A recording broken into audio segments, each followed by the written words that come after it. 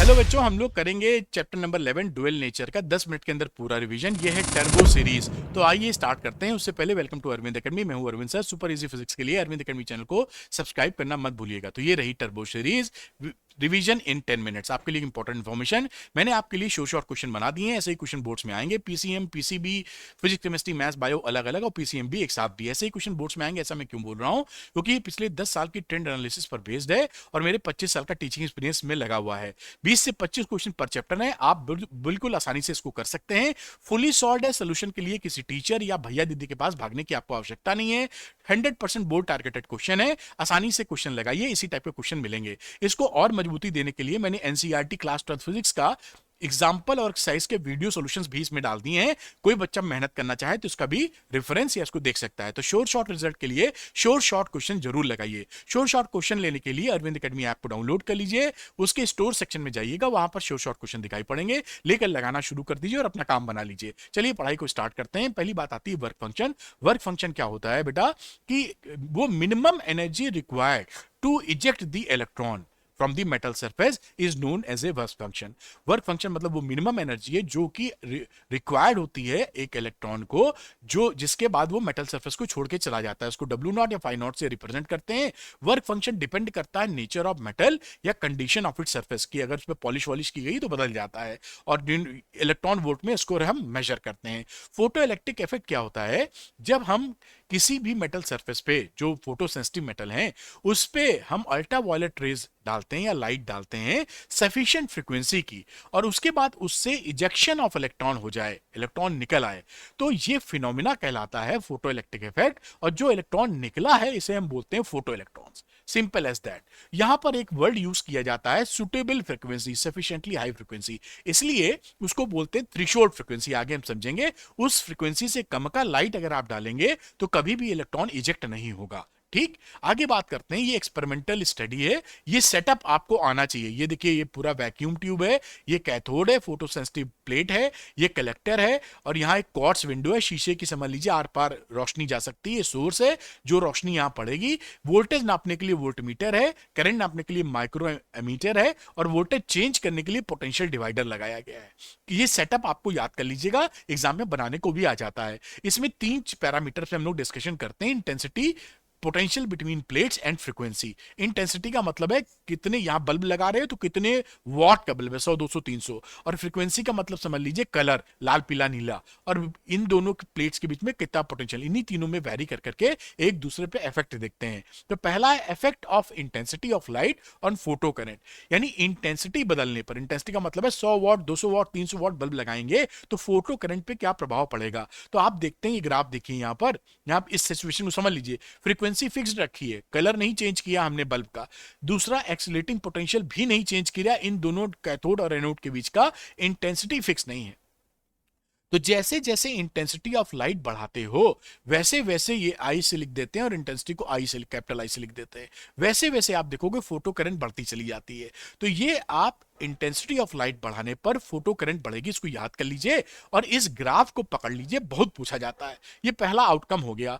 दूसरा, effect of potential. अब हम क्या करेंगे कि फ्रीक्वेंसी फिक्स्ड रखेंगे, लाल, पीला, नीला कलर फिक्स्ड है, और 100 वॉट का बल्ब है तो 100 ही वॉट का बल्ब यहां जगमगा रहा है। लेकिन हम इनके बीच के पोटेंशियल को बदलेंगे। एनोड और कैथोड या फोटो सेंसिटिव प्लेट और कलेक्टर प्लेट के बीच के पोटेंशियल को चेंज करेंगे, और दो तरीके के परिणाम हमारे सामने ऑब्जर्वेशन में आते हैं। पहले क्या आता है कि जब हम इसको पॉजिटिव साइड बढ़ाते जाते हैं, यानी ये कलेक्टर वाले को पॉजिटिव वोल्टेज देते जाते हैं, तो धीरे धीरे हमारी करंट बढ़ती है। कौन सी करंट है? Photo current.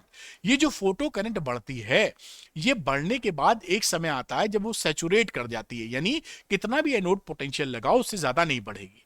तो ये बात आप समझ लिए, लिखा भी है जो मैं समझा रहा हूं। तो एनोड पोटेंशियल बढ़ाने पर शुरुआत में फोटो इलेक्ट्रिक करंट बढ़ेगी, फिर सैचुरेट कर जाएगी, यानी उससे ऊपर नहीं बढ़ेगी, उसको बोलते हैं सैचुरेशन करंट।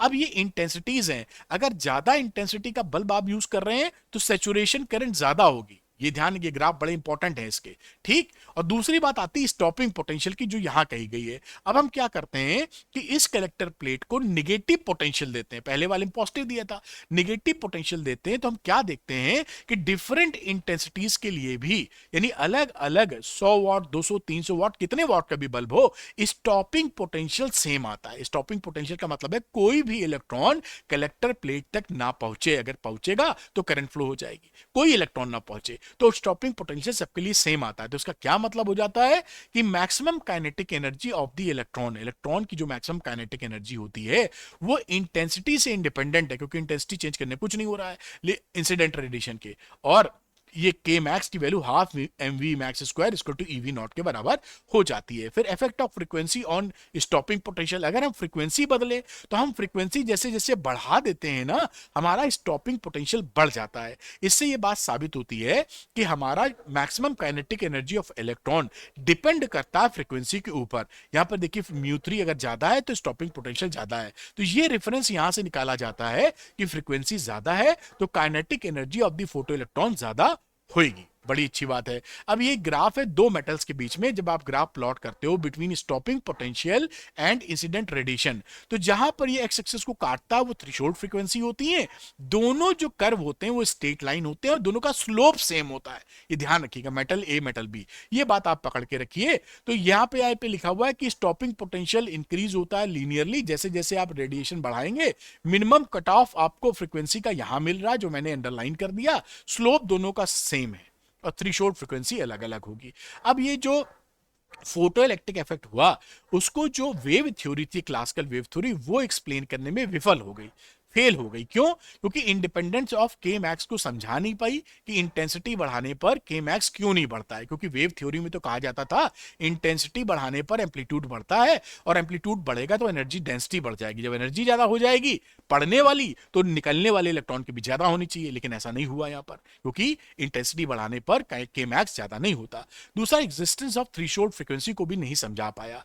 और इंस्टेंटेनियस नेचर, यानी जैसे ही प्लेट के ऊपर आपका फोटोन जो लाइट पड़ रही है, तुरंत जो आपका निकल रहा है इलेक्ट्रॉन वो तुरंत क्यों निकल रहा है? वेव में तो पड़ेगा तो it will take certain time, क्योंकि वेव का एक छोटा सा पार्ट ही एब्जॉर्व कर पाता है। तो ये बात भी समझा नहीं पाए। ये तीनों याद कर लीजिएगा, ये मेन कारण है failure of wave theory, dual nature को समझाने के लिए। उसके बाद आइंस्टाइन की थ्योरी आती है, वो बताते हैं कि भाई क्या कांड होगा समझाने के लिए। तो कहते हैं कि ये जो कांड हो रहा है ड्यूअल नेचर का, वो इंटरेक्शन है दो पार्टिकल के बीच का, और मिनिमम एनर्जी रिक्वायर्ड जो है इलेक्ट्रॉन को बाहर निकलने के लिए वो वर्क फंक्शन के रूप में जानी जानी चाहिए। वरना क्या करता है, मेटल उसको वापस खींच लेता है। जैसे ही मेटल से कोई इलेक्ट्रॉन निकलता है वैसे ही वो खट से पॉजिटिव हो जाएगा, ये खींच लेगा इसको। इसलिए इसको एक एनर्जी चाहिए जिसको परमानेंटली छोड़ के चला जाए, उसे वर्क फंक्शन बोलोगे।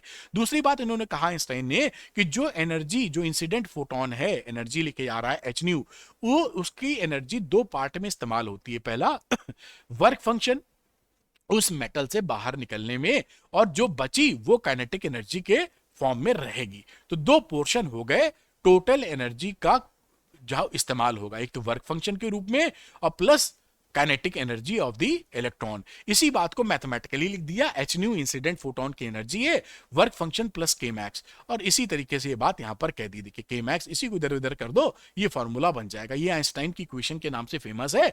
आपसे पूछा भी जाता है कि आइंस्टाइन की इक्वेशन क्या होती है, तो यही इक्वेशन आइंस्टाइन की इक्वेशन है, इसको समझ लीजिएगा, कर दीजिएगा। अब क्या हुआ कि आइंस्टाइन ने एक्सप्लेनेशन देना शुरू किया कि भैया जो कांड हुआ है डुअल नेचर में, मेरी थ्योरी से कैसे एक्सप्लेन किया जा रहा है। उन्होंने कहा जब आप इंटेंसिटी बढ़ाते हो किसी बल्ब की या रोशनी की, अल्ट्रावायलेट रेस की, तो नंबर ऑफ फोटोन बढ़ जाते हैं। तो नंबर ऑफ फोटोन बढ़ेंगे तो नंबर ऑफ इजेक्टेड इलेक्ट्रॉन ज्यादा होंगे। भाई टकराने वाले ज्यादा पार्टिकल तो निकलने वाले इलेक्ट्रॉन ज्यादा। तो इंटेंसिटी बढ़ाने पर फोटो करंट बढ़ गई, बात क्लियर हो गई। दूसरी बात इन्होंने कही कि थ्रेशोल्ड फ्रीक्वेंसी का क्या मीनिंग है।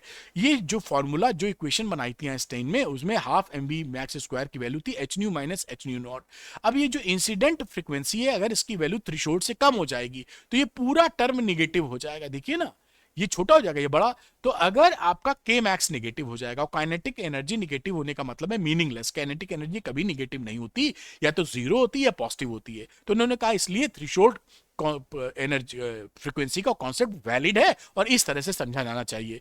फिर उन्होंने कहा कि भाई जो के मैक्स होती है इसका फॉर्मूला इन्होंने H nu minus H nu not निकाला था। अब यहाँ पर एच अगर कॉमन ले लो तो H nu minus new not, अगर आप न्यू बढ़ाओगे तो ये पूरा टर्म बढ़ जाएगा, क्योंकि न्यू बढ़ेगा तो बढ़ गई वैल्यू। तो उन्होंने बताया कि भाई फ्रीक्वेंसी बढ़ाने पर के मैक्स क्यों बढ़ती है ये भी समझ लो मुझसे आप, बात क्लियर हो गई। और साथ में इंटेंसिटी पर कोई डिपेंडेंसी नहीं है, क्योंकि इंटेंसिटी बढ़ाने पर तो नंबर ऑफ फोटोन बढ़ते हैं, ना कि एक फोटोन की एनर्जी।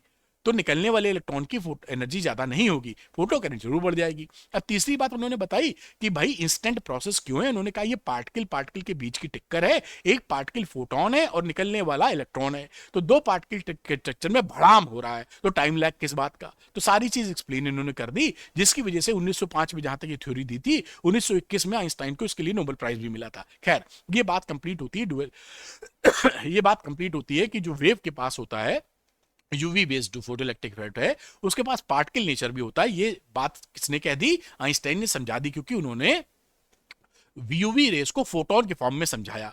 अब ये बात एक डिब्रॉय साहब थे, उन्होंने कहा भैया कि अगर रेडिएशन के पास यानी यूवी रेस जो हम बात कर रहे थे अभी तक, उसके पास डुअल नेचर है, वो पार्टिकल नेचर भी है और कई फिनोमिना है जैसे कि डिफ्रैक्शन इंटेंसिटी जिसमें वेव नेचर भी है। तो भैया हमारे पास पार्टिकल के पास डुअल नेचर क्यों ना हो? क्योंकि पार्टिकल नेचर भाई पार्टिकल के पास भी पार्टिकल और वेव नेचर होना चाहिए, क्योंकि जो हमारी जो नेचर है वो नेचर सिमिट्री पसंद करता है। अगर ए से बी बन रहा है तो बी से ए बनना चाहिए, तो उन्होंने कहा पार्टिकल के पास भी वेव नेचर होना चाहिए। इस बात को देके उन्होंने अपनी हाइपोथेसिस को थ्योरी दी थी शुरू में स्ट्रांगली फॉरवर्ड कर दिया। लैम्डा इक्वल टू उन्होंने बताया कि उसकी वेवलेंथ कितनी होगी। एक पार्टिकल जब छोटा माइक्रोस्कोपिक बहुत ही छोटा पार्टिकल तेजी से मूव करेगा तो वो वेव लाइक प्रॉपर्टी से एसोसिएट हो जाएगा और उसकी वेवलेंथ होगी एच अपॉन पी यानी एच अपॉन एम बी। इसे बोलते हैं डिब्रॉय वेवलेंथ। और बाद में एक्सपेरिमेंटली, जो कि अब कोर्स में नहीं है, प्रूव भी कर दिया गया कि होती हैं लैम्डा। और इसका एक एप्लीकेशन भी आता है इलेक्ट्रॉन माइक्रोस्कोप, गूगल करिएगा, बड़े मजेदार फोटो मिलेंगे, बहुत बड़े बड़े मतलब बड़ा मैग्नीफाइंग पावर के साथ। अब यहां पे देखिए इन्होंने रीजनिंग वही दी थी कि पूरा नेचर जो है, जो पूरा यूनिवर्स है, वो दो चीजों से मिलकर बना है, एक तो एनर्जी और या फिर मास, पार्टिकल या एनर्जी। और आइंस्टाइन की थ्योरी के हिसाब से E equal to MC square होता है, यानी एनर्जी को मास में और मास को एनर्जी में कन्वर्ट किया जा सकता है। तो इससे समझ में आ रहा है कि ए सिमेट्री और स्ट्रांग है और नेचर को सिमेट्री पसंद है। इसलिए अगर वेव के पास डुअल नेचर है तो पार्टिकल के पास भी डुअल नेचर होना जरूरी है, होगा पक्का। और ये बात उन्होंने डिब्रॉय हाइपोथेसिस या डिब्रॉय वेव्स दे दी। इसको पकड़ के रखिएगा, माइक्रोस्कोपिक पार्टिकल्स के लिए वैलिड हो जाता है जो तेजी से मूव करते हैं, एच अपॉन एमसी या एच अपॉन लीनियर मोमेंटम। बेटा ये पूरा मैंने चैप्टर रिवाइज करा दिया 10 मिनट के अंदर। सुपर इजी फिजिक्स के लिए अरविंद एकेडमी चैनल को सब्सक्राइब करना मत भूलिएगा। Thank you, good luck to you, bye.